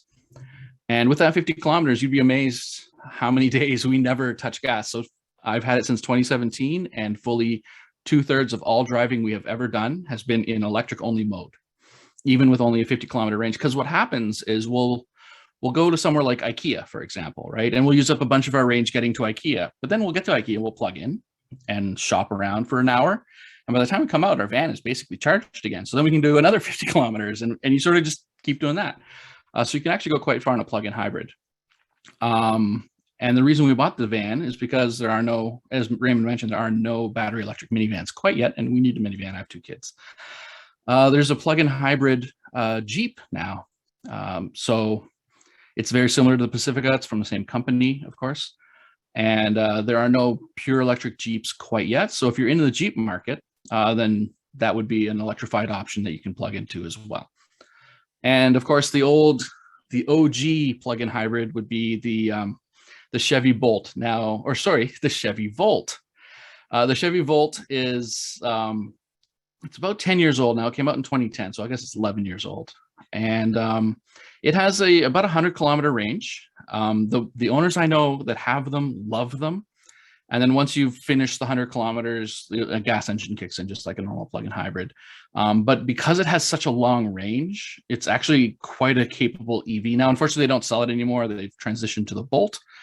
And their marketing department It needs more letters, I think. But anyway, so many EVs or many plug-in hybrids are available today in the market, if in many categories that aren't currently being served by electric vehicles. That's kind of the point, and they're very capable vehicles. And there we go. Okay, so there are now currently more than 40 electric vehicle models, pure electrics, either taking orders or pre-orders on the market. Prices, as we've discussed a few times tonight, range from $38,000 up to $250,000. The Rivian Air, or sorry, the Lucid Air that does the 1,600 kilometers, that's the one that's $250,000. So, yeah. Ranges are between 161 kilometers and 1,600. They cover all the classes from hatchback, sedan, small crossover, big crossover, small SUV, big SUV, even three-wheeled vehicles. There's an Aptera that's coming out. It's kind of a cool looking space age thing. Pickup trucks are coming. Rivians are being delivered as we speak to a lucky few owners. So those are imminently coming. And a bunch of other companies are accepting pre-orders on pickup trucks.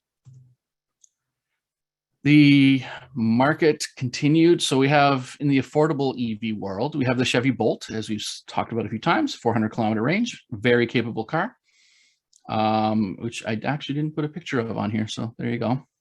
Best-selling EV currently is the Tesla Model 3 rear-wheel drive. That's the one sort of middle on the right, second one up or second one down, whatever. It's the white one. They just upped the price on that, so it's now it's $60,000. But it's an excellent car, 430 kilometers of range, very sporty, very fun to drive. Most expensive for current delivery, the Lucid Airs aren't quite ready for delivery yet, is the Porsche Tycan Turbo. That's the one on the bottom right there. It's a very nice look. I think it looks like a Stormtrooper myself, but whatever. I think it looks cool. There's a bunch of other popular EVs from Hyundai, Kia. So we got the Ioniq EV, the Ioniq 5, which I've actually pre-ordered myself. The Kona, the Kia Soul, the Niro, ID4 from Volkswagen, and then of course the Nissan Leaf. All of those cars that I just mentioned qualify for the 5,000. So the affordable ones, not the Porsches, of course. And so these are the sort of cars you're looking at in the EV world on the market. So where's the market going? So this function here, the red line that you're seeing, is a standard adoption curve, right? So it's a mathematical function that applies to basically any technology that's disrupting a market. So anything from cell phones to the original automobile, to the internet, to personal computers, all the CD players, MP3 players, they all follow the same curve. So what I've done is because I'm a nerd with math and numbers, I took the model and I took some StatCan vehicle registration data and I plugged into the model and wanted to see what the model would spit out as a projection. So it's not quite like, I'm sure the methodologists at work would, are rolling their eyes at me right now, but whatever. I think it's fun.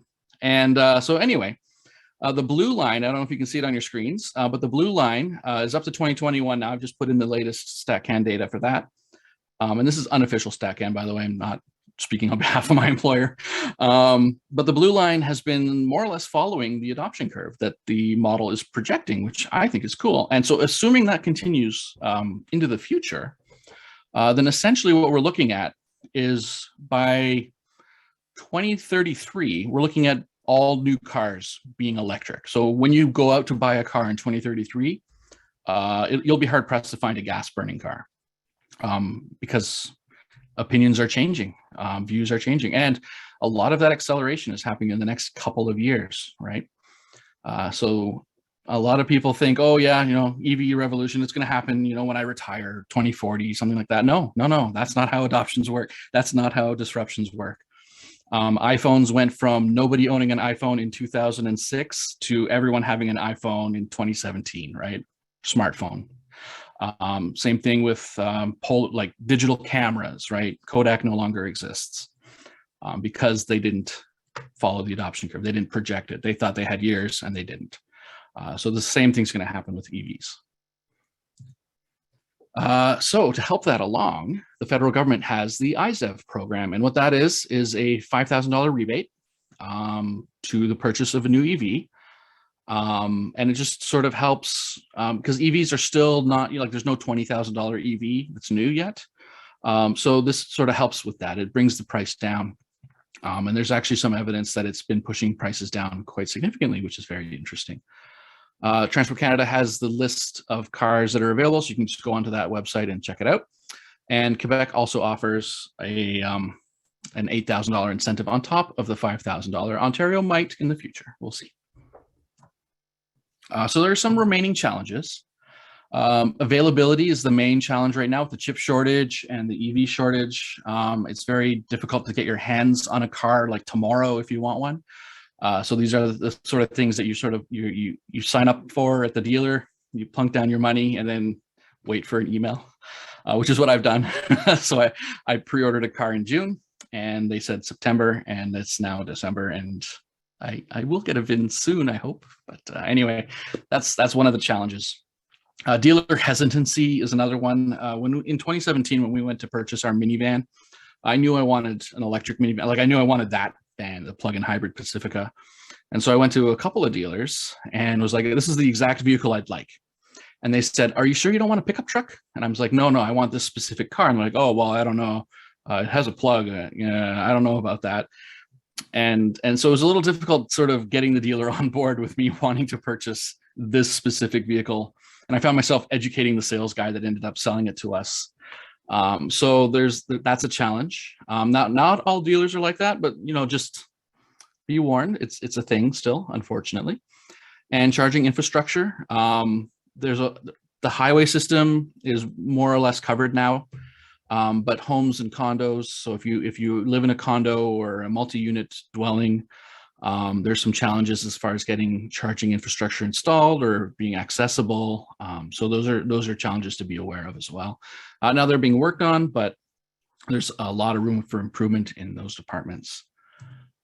So coming soon. So we've got the Tesla Cybertruck. So the Rivian that we've been talking about is the blue one on the left at the bottom. The Cybertruck is the one that looks like that alien dune buggy thing. That one's coming soon. Production seems to have started in Texas for that. So fingers crossed they'll be cranking those out soon. The pre-orders for that have been insane. I think there's like 500,000 pre-ordered or something. So Tesla's going to be busy for a while making those. The Ford F-150 Lightning is the other blue truck in the slide here. They've pre-sold 200,000 of those already. They're not going to be making 200,000 a year yet. So if you are in the market for an electric pickup truck, you're going to be waiting until probably 2025 before they actually deliver one to you because they're so backlogged right now. It turns out it was more popular than they anticipated, and they've already doubled production plans twice for it. So there you go. The red one is a new one. It's interesting. It's from Imperium. It's called the Terra E, excuse me. That's hitting the market next year. So keep your eye on that. It's kind of like a Chinese Toyota Tundra type thing. We'll see. I'm curious to see how it does. It seems cool. It looks nice. And then there's the E-Transit. So the Ford E-Transit, the electric transit van, it's your standard transit van. They've electrified. That has just launched. It's available for order. So if you're in the market for a work van, you can probably check it out. And of course, minivans are being promised by Volkswagen and Chrysler. Apparently, they're going to launch one in 2024. We're a couple of years out still, so we'll see what happens there. They've shown off a few prototypes and whatnot, so hopefully those will be coming soon on the horizon. And then, of course, off-road vehicles are still a little mystery behind those. Jeep has said that they're going to do electrified Jeeps, and Ford EV Bronco is a rumor. So hopefully some more rugged off-road type EVs will show up in the near future as well in the next few years. And then the Tesla Roadster is a very expensive sports car. So those are coming soon. Now, I did talk about the Imperium. And we are now in 2021, 2022. We are in an interesting time in history of automotive history, we'll say, in North America. I'm an elder millennial. I was not around in the 1960s.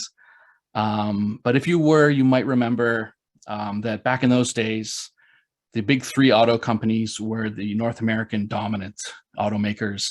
And then you had these crazy Japanese upstarts named Honda and Toyota and Datsun and those German Volkswagen people. And, what are these imports doing and who do they think they are? And they're just Japanese junk, right?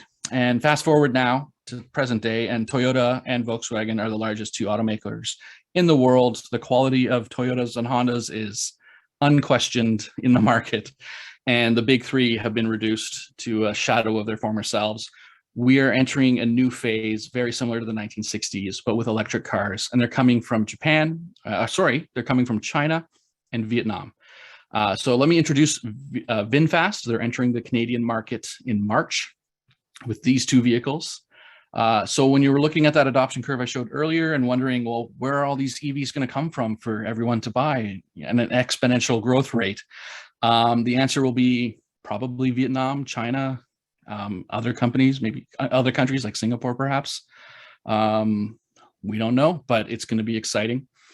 So these are two SUVs. They're entering the market. They're very affordable. They've announced pricing already, and they were at some auto shows earlier, and some of our members got to check them out, and we're very impressed. And so they're opening showrooms and everything in 2022. And Imperium is the other company. So I mentioned the Terra E, that's the pickup truck. The one that's launching next year is the Skywell SUV. It's the one on the top there. And that's priced at $40,000. And it's a large SUV from China. And you can pre-order them now if you wanted. So that's also kind of neat. So I think, yes, the buyer's guide is next. Back up. This is our buyer's guide. I've been maintaining this for a couple of years now. I started it, I think, just at the beginning of the pandemic. And I try and keep it as up to date as possible. But what it is a comprehensive list of all the vehicles that are electric, all the battery electric vehicles on the Canadian market. And I try and give you a sense of what they're going to cost, what their range is, sort of how big their battery is, how they perform, can they tow, can you get them in stock? Now, I haven't updated the slide in a while, but the data, if you go to the actual website, is up to date as of a couple days ago. I think I updated it last. And so if you're in the market for an EV and you're looking at, I think I know what I need. I know it needs to do this, and it needs to be sort of under this price. This is a great tool for that. You'll be able to compare, different makes and different models next to each other. You can download the data, sort it however you want, filter however you like, and then sort of help you make a short list of EVs. I've even made the names hyperlinkable, so it'll take you right to the website for each car. We don't get any cut of any sales or anything. We are impartial. We don't care what you buy as long as it's electric kind of thing.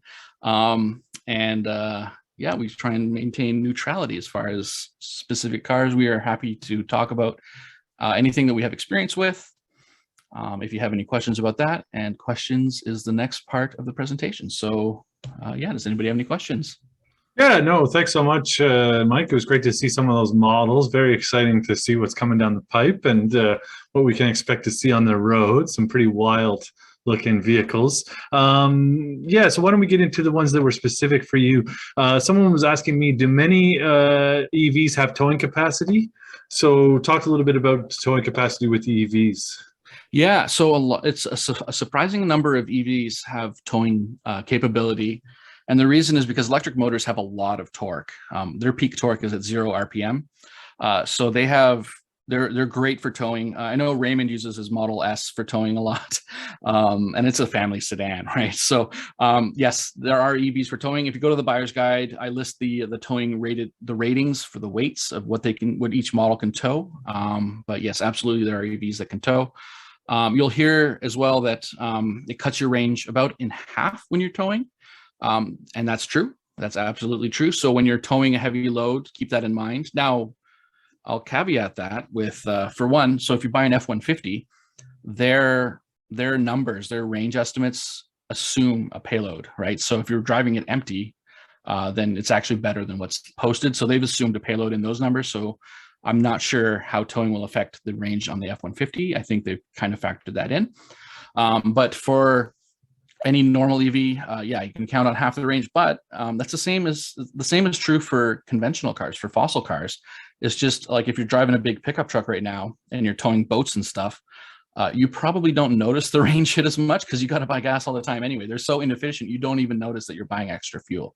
But with an EV, it's like it's on the dash, like your range number's right there in your face. So that's why people tend to freak out a bit. But as long as you know that that's going to happen, you can plan for it and charge accordingly.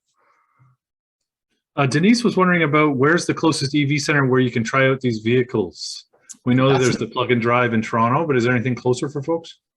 That is a great question. For now, you can contact EVCO. So we have a general email, info@evco.ca. And you can contact us. We have a lot of volunteers who are more than happy to let people test drive vehicles. So get in touch with us and we can hook you up with somebody. And that may be getting a bit more streamlined in the future. Can't talk about that yet. No, that's great. I just shared that email into chat there for everybody too. Andrea is wondering, any news on EV lawn tractors and similar property maintenance machines in Canada? Oh, yes. Okay. So you can buy, there are several brands that make electric garden tools. So I have an electric chainsaw, an electric lawnmower, an electric leaf blower, and they all use the same battery system. Mine happens to be Ryobi. There's also Ego, there's Rigid, there's a bunch of companies that do that. There are lawn tractors that are EV as well. I'm not familiar with these specific brands, but I know they exist because a buddy of mine in Peterborough was looking at getting one.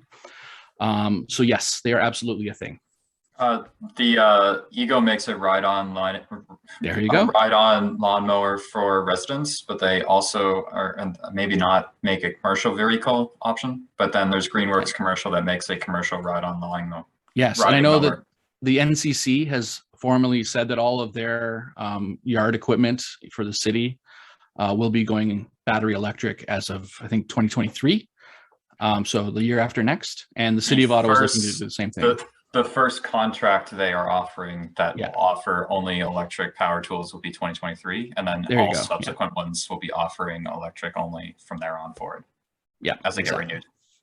That's great. And Jules just piped in about electric snow blowers. Yes, they exist. They exist. I want one. They're a little expensive, so they're more expensive than your gas ones. But Ryobi just came out with a 2-stage one that I want to replace my current gas burning one with. But depends on if you want a 2-stage or a single stage. Some of the lighter stuff you can get by with some electric options, which are much cheaper than a gasoline one, because the gasoline ones, I believe, are only 2-stage. So therefore you can get by with like there's ones you can get that are only $200. There's ones that are $400. And the one I want is, of course, $1,000. And the one you want is probably $1,200. Yeah. But they do exist for sure. A couple of questions specific to some of the different companies out there. Chuck was wondering, is Acura planning to introduce any EVs? And Janice was wondering, does Toyota have an EV? Yes. There's a PHEV, but she's wondering about EV. Yeah, so that brings us to the Japanese conundrum. So unfortunately, the Japanese companies have all sort of rallied together around the gas motor for some reason. They formed Team Japan after COP26 to try and develop a new diesel engine. I mean, not to be too critical, but the Japanese companies are probably going to perish by the end of the decade. Unfortunately, if they don't change course, and it doesn't look like they want to, I'm not sure what's holding them back. But they've doubled down on burning fuel, and they've also doubled down on hydrogen fuel, which is not really a thing for vehicles. Mike, Acura is looking to move forward with electric faster than Honda is. Okay. Because they're higher priced models, they can generally get people into an EV better than Honda could. But whether it's fast enough to survive. And I mean, Honda's the big one that sells a ton of vehicles, and Toyota's the one that sells a ton of vehicles. Not so much the performance brands, but unfortunately, like Toyota is using its status as the largest vehicle maker in the world to push for anti-EV policies in several jurisdictions. Like they've sued California over EV requirements. They have PR campaigns that are anti-electric vehicle. You might have heard the self-charging hybrid nonsense in their recent commercials here. So they are actively pushing against electrification. I'm not sure why. That could be a whole offline discussion if you like, but so sadly, no, the Japanese are sort of resisting, but the Koreans, so like Kia, Hyundai, they're on board. As I said, the Vietnamese are coming. The Chinese are huge into EVs. Stellantis, which is the big conglomerate that gobbled up Chrysler and all them, they've got production plans for EVs, and they're going to do electric future, as have the big three, so Ford and Chevrolet. The Europeans are going full EV, so Volkswagen is converting all of their factories over to electric vehicle production. BMW is doing the same. Mercedes is also starting to do that now too. So yeah. No, that's good. Good insight there, and some folks were sharing some useful insight in chat there. So that's great. Thanks everybody for sharing. Now, this next question sounded a bit like a high school math question to me. If 100 EVs pull into a charging station on the 401, and there are only 5 to 10 charging units, how long will it take for an EV to get a charge? Oh, that's a fantastic question. I love it. All right, so it's not as intuitive as you would think. But basically what happens with fast charging, right, is your average fast charge time is around 20 minutes, okay? And what the charging companies like Tesla have done with their charger network is they sort of size them based on demand. And so what happens, it's all about throughput, right? So generally what happens is the charger will have a few stalls that are available. And as you pull up, somebody's usually like leaving, right? Because they're done charging. You can see these stalls that are being occupied as you're driving on the screens, right? So a lot of EVs, they show you where all the chargers are, for one. And a lot of them, especially some of the apps that you can get, show you how many stalls are currently in use while you're en route. So you can adjust your route and go to a different charger if that one's filled up, for example. So there are ways to sort of avoid the having to wait. But also because the chargers are pretty fast, and they ding you if you camp there. Like if you leave your car charging, and then you walk away for an hour, you're going to pay a big bill because they want you out of there. The fast chargers are designed to be high throughput. So generally you shouldn't have to wait too long for a charger to free up, because people they don't all arrive at the same time and leave at the same time, right? People are always coming and going. Well, that's great. Yeah, we certainly hope there's no fights at the charging stations like John mentioned there, like that. Yeah, and I mean the ones in Kingston. So Kingston was one of the first Tesla charger spots, and Tesla's been building them out and building them bigger and putting in redundancy. So they put one in Belleville, and they're building them out as you go. So the more busy they get, the more stalls get added, kind of thing. Yeah, no, for sure. Someone's wondering about safety records of EVs. They're saying, they really like the regenerative braking that gives them immediate slowing as soon as the foot comes off the accelerator. Are we finding that EVs are safer, or are those stats out there yet? Yes, they are. NISTA, so the National Highway Traffic Safety Authority, I want to say, in the U.S., famously tested a bunch of EV. Like, I mean, they test all the vehicles, right, for safety. And the safest vehicles you can buy on the road right now are all Teslas. The top 4 safest vehicles are Teslas. The Model Y, the Model 3, the Model X, the Model S, those are all the safest vehicles they've ever tested, basically. Especially for the Model X, for example, which is a giant SUV, right? And SUVs, as everyone sort of knows, are prone to rollovers, right? And NISTA could not roll it over. Like, they could not get it to roll over, and they even tried to force it to roll over, and the car just would not roll over. They put it at high speed sideways into a sand trap, and they made sure they dug it out so that the wheels dig in, and at most it went on its side and then came back, right? So the safest vehicles you can be in are electric vehicles, and the reason for that is because a lot of electric vehicles, as you might know, have frunks and trunks, right? So there's an empty space in the front where you can put baggage and stuff, because there's no big honking hunk of iron in the front there. That's your engine. The electrical motors are very small, and they're usually on the axle, sort of down out of the way, which means the hood is a giant crumple zone now. And of course, the trunk is a crumple zone as well. So you have these huge crumple zones around the passenger area, which really helps with the safety. So yeah. Well, that's Hopefully fantastic. Lynn was wondering, can the EVCO buyer's guide be sorted by 4-door hatchbacks? Oh, that's a good one. I did not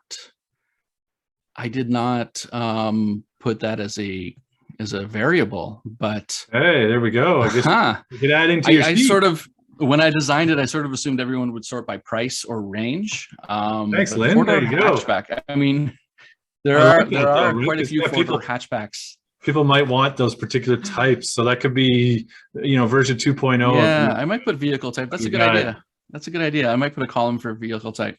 I mean, if you look at the photographs, I've included photos for each one, so you can sort of take a peek at what each car looks like, and then select them, I guess.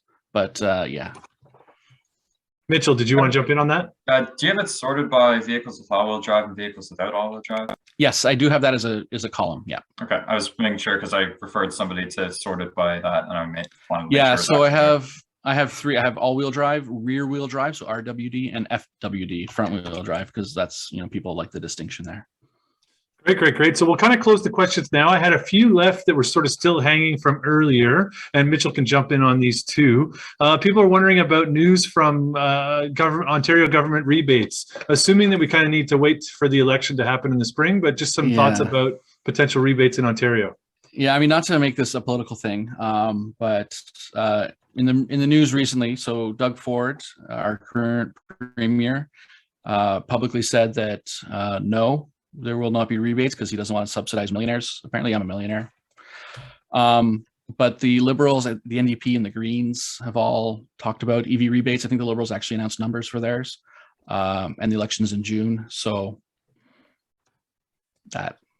we'll have everybody, all 125 people, get out and vote there on the call today, and hopefully our community can get a little bit better government in there, and we can get some action there.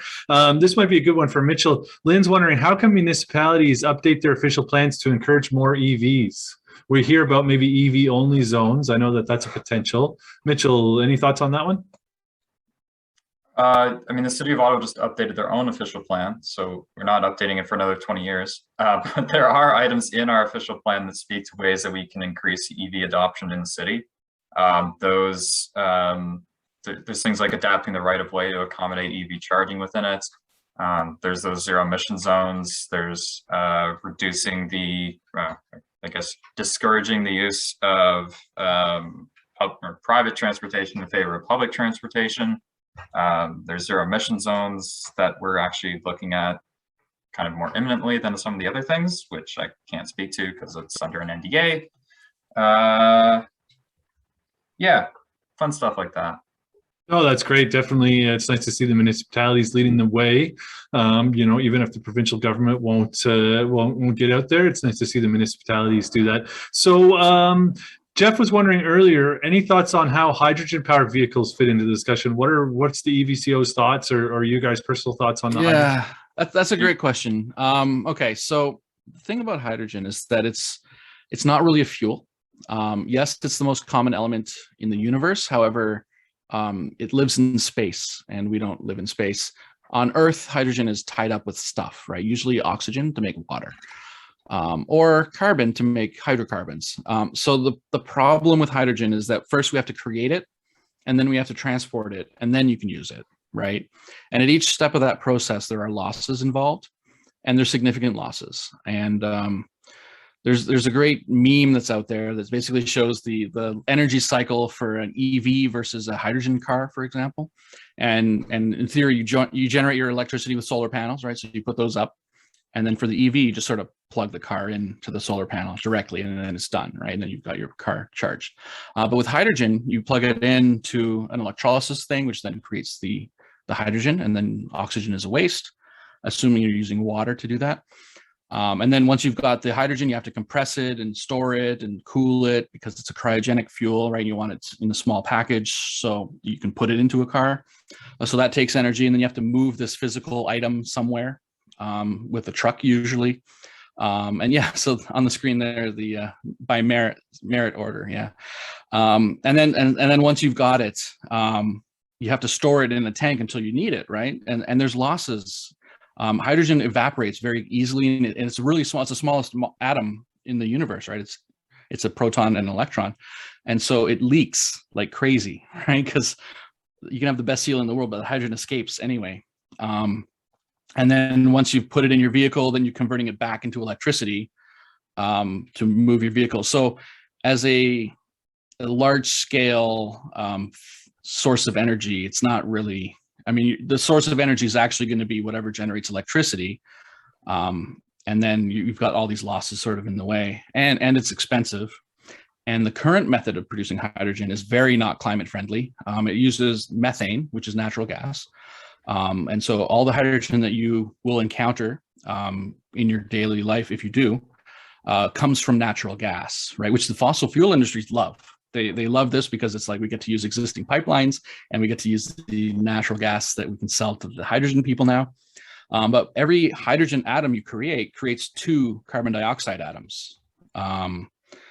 So you're kind of better off just burning the methane from a climate perspective than to create hydrogen with it. So it's not really a feasible energy source for cars. There's an argument for things like ships, where you could have a seaport, presumably, like conceivably, constantly generating hydrogen, and then topping off a large freighter, like a goods freight ship, like those giant super tankers or whatever. I mean, that's an idea. The main use in the clean energy industry for hydrogen will be to make steel, because it can displace coal, and it can do a bunch of other stuff chemically, like for concrete production and stuff. But as far as using it in cars and buses and trucks, it's kind of a non-starter. It's expensive, it's finicky. I watched a video of somebody trying to use a hydrogen car in California recently, and there's the thing that I didn't realize with hydrogen is that because it's so cryogenically stored, right, for these cars, there's a maximum throughput at the charging stations, like where you plug in your car, like the gas station, basically. And what happens is everything starts freezing because hydrogen is really cold. So even in California, like the plug will freeze to the car because it's delivered the hydrogen, and now it's cryogenically sealed to itself. So you have to wait for it to thaw out. And I'm just thinking, well, I mean, if that happened, like in Canada where we have winter, like, are you going to spend half the year with cars stuck at Shell stations because they can't unplug? It seems there's a lot of problems with hydrogen. Basically, is my long-winded answer. Yeah, the only thing I would add is I constantly refer to this if people have questions about hydrogen, which is this actually comes from an energy analyst, Michael Liebrick, who used to work, I believe, in the UK for the UK government and inform them about all these things. But yeah, as Mike said there, you can see at the bottom in the full red here, hydrogen fuel cell cars are the least useful case for hydrogen. Everything from urban delivery to light aviation and power system balancing, all of that is better handled by batteries. You move up to the top here where hydrogen should be used in things like fertilizer and methanol production and olefins and hydrocracking, which are all items that are used for general petrochemical industries. Yeah. And replacing sort of those oil products with hydrogen products instead. Well, I mean, and to be clear, there is a hydrogen industry that has existed for over a century now, right? I mean, there is an existing industry based around hydrogen for those purposes, right? Like it already is used in fertilizer and stuff. So when people talk about the hydrogen future, the hydrogen industry, it already exists. They've already optimized as best they can to be economical as far as production and transportation and all the rest. So, I mean. Interesting. Maybe we'll have to have a future green drinks on that to unpack that a bit more. But no, that was a great summary from you guys as well. So one last question here from Jim. He's wondering, he often hears people complaining about the energy expended to mine lithium. And when we talk about batteries, a lot of people talk about the rare earth materials that are used. So can we talk a little bit about that? And sure. I can go over to Mike and then Mitchell for just to talk about some of that. What's used in batteries and how that play into things. That's absolutely, that comes up a lot. And that's also a great question because it's important to think about where the materials come from. The first thing I would say that's important to understand is the terminology, right? So rare earth metals are not in fact rare on Earth. The reason they're called rare earth metals is because in ye olden days, when people were in mines, hacking away with pickaxes and whatnot, the stuff that they could get easily would have a seam, like a rich seam of gold or coal or whatever you want. And so those were the metals that they would talk about. The ones where it's sort of more evenly distributed and you have to go through a lot of material to extract the element that you're looking for, those are called the rare earths because they don't come in big seams in the earth. Like you have to sort of look for them more. You can't just like stumble upon this crack in the earth and find a whole seam of coal, right, and start digging. So they were called rare earths for that reason. But in fact, lithium is one of the most common elements on Earth. So most countries have lithium deposits. They're like with modern technology, they're relatively easy to get. People are talking in California about actually using the ocean as a mine because lithium exists as one of the salts in the ocean to make salt water. And California is getting into desalination. So as a byproduct of desalinating the water for drinking purposes, they can actually extract the lithium and sell it as a mineral that people need. So there are a lot of ways to get lithium. Currently, the easiest places to get it are in the Atacama Desert, which unfortunately uses a lot of water. So there are some environmental challenges in that respect. And the other place is Australia, where they just dig it out of the ground like any other rock. So lithium is actually fairly easy to get. A lot of the other materials are also abundantly available, more so than oil in most cases. The one holdout would be probably cobalt. It seems to be mostly concentrated in the DRC in Africa. And there are some ethical issues with that for sure. However, most cobalt right now that's consumed actually is used by the oil industry to fix gasoline, like to make gasoline. And it's consumed, it's not reused. Like, so when they use it, it acts as a catalyst, right? And it binds with something in the oil to make gasoline. So if you were to use it in an EV, for example, because it's one of these metals that's very expensive and very precious, rather than using it up as an industrial process, you would actually just recycle it from an older EV into a newer one. But a lot of manufacturers are getting away from cobalt just because it's expensive and, you know, has some issues there. And they're making cobalt-free batteries. The Nissan Leaf does not have cobalt in its battery, for example. They use different elements to do the same job. And the chemistry is always evolving. People are looking at lithium iron oxide batteries. So iron is very common. The earth is made out of it. And those batteries tend to be really good at being abused. I have a lithium iron oxide battery for my astronomy mount. And that thing you can discharge it to 0% and then fully charge it, and it does not care. So they're super stable. Tesla's moving to that chemistry for the cheaper vehicles. The one issue with that compared to conventional lithium ion is that it's not as energy dense. So they're using it in the shorter range vehicles because they can sort of bulk out the pack with it. But yeah, hopefully I answered the question about that. But Mitchell, maybe you can add something. Everything you said was great. The only thing I'll add is just based on what because Tesla sells 80% of the vehicles in Canada that are EVs, I like to refer to them as like what's in their battery chemistry because they're the market leader, and whatever the market leader does typically trickles down to every other manufacturer for where they're going.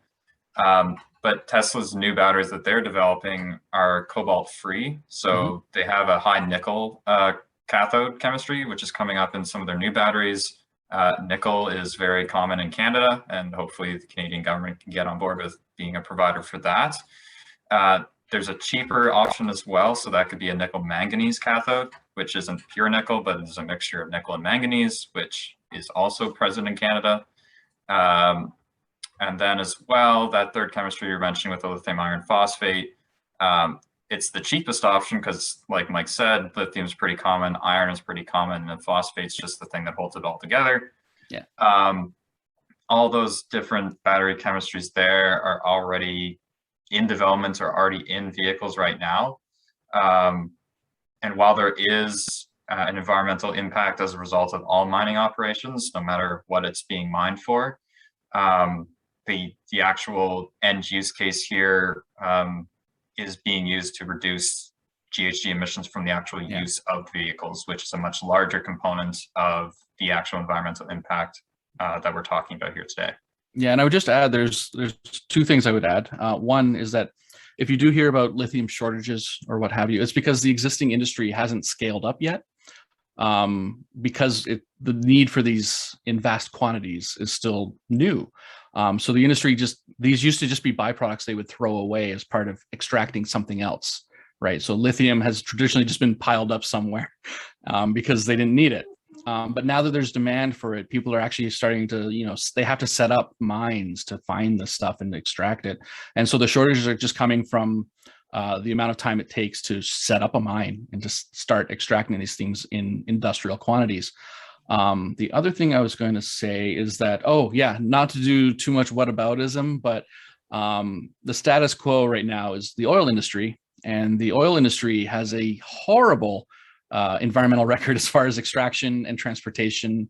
Gulf of Mexico still has a well that's just spewing out raw oil into the Gulf because it's not capped from that explosion that happened, 10, 15 years ago now. So, I mean, if you're comparing it, like all mining, like Mitchell said, is not great. But if you're going to mine something for civilization to consume or to use, maybe it should be one that doesn't kill the climate as well, right? No, that's so true. Good points, Mike. Well, yeah, I want to thank everybody. I want to pay special mention to Randy from the Green Drinks Toronto community. He's been in chat quite a bit. So thanks so much, Randy, to you. Thanks to everybody for sharing in chat too. It's been a great discussion in there. I know the Green Drinks Toronto crew looks like they're back into in-person events. So if anybody is in the Toronto area, make sure you go and support that.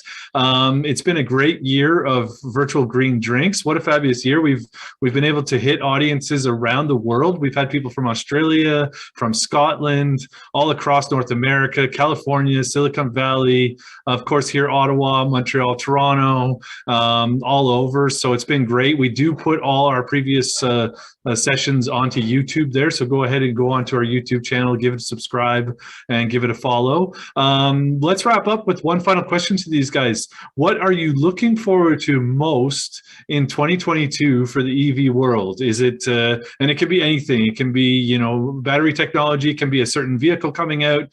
Just a quick answer and some final words. Why don't we start with Mitchell, then we'll go to Mike. What are you looking forward to most in 2022 in the EV world? Mike's going to be most excited about his new car that's going to be coming in next year. Yep. For me, I'm kind of excited to see all these new models just get into people's hands and have them hopefully educate more people about those new EV options coming out. And seeing more people on the roads in an EV would be my thing that I'm looking forward to, because I think that's something that's definitely coming forward. No, absolutely. Great call there, Mitchell. And, judging by the interest in this call, we had 125 folks out tonight on Zoom, so that's great. I'm sure there'll be a bunch more watching this recording on YouTube. So it shows that there's some huge groundswell of interest and movement towards electric vehicles. Mike, what are you looking forward to most in 2022? Getting that vehicle of yours, probably, right? Yeah, other than getting my Ioniq 5. I would say actually seeing the Chinese and Vietnamese and like the new entrants into the market. There's a whole bunch of companies that we don't have yet in North America that are starting to arrive in Europe, like NIO, BYD, XPeng.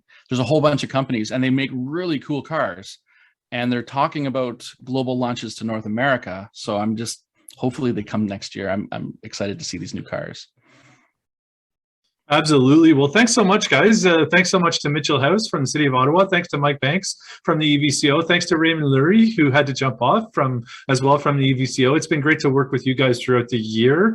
I know we have some exciting announcements in 2022, so stay tuned to our social media feeds. Get on our newsletter if you aren't already, and stay tuned for some exciting announcements around electric vehicles. We're back in 5 weeks' time. We hope everybody has a great holiday season. We're back in 5 weeks' time for our next Green Drinks, which is going to talk about climate action. So that's going to be a really exciting one. We've got some folks who are at COP26 to give us a breakdown there. So make sure you jump on that link I just shared to get yourself registered. And we'll wish everybody a great holiday season. And we'll hope to see everybody back in 2022 to continue the sustainable learning. And really appreciate you all. So once again, this is Nick from SmartNet Alliance. I'm signing off. Thanks so much for joining us for Virtual Green Drinks. What a year it's been.